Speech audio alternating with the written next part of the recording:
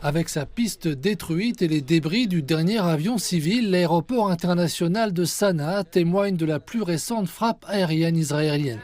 Tôt mercredi, 4 frappes aériennes ont détruit des infrastructures aéroportuaires, notamment la piste principale et le dernier avion de Yemen Airways.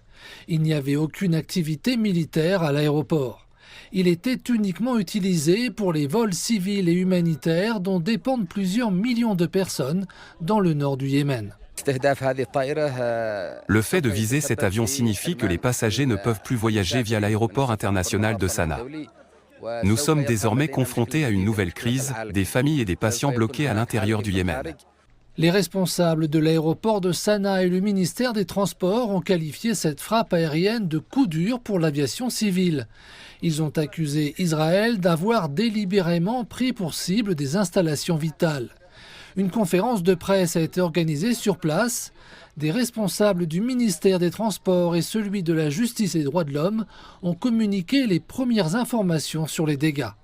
Des organisations internationales ont exprimé leur inquiétude quant à l'impact sur les efforts humanitaires. L'aéroport était une plaque tournante pour les vols médicaux et l'aide humanitaire. La destruction de l'aéroport de Sanaa et l'incendie de l'avion yéménite par l'armée israélienne constituent une violation grave et une infraction majeure à toutes les règles et les principes du droit international, en particulier du droit international humanitaire.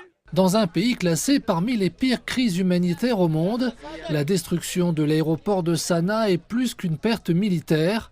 Cette attaque prive plusieurs millions de Yéménites de leur dernière porte d'entrée aérienne civile.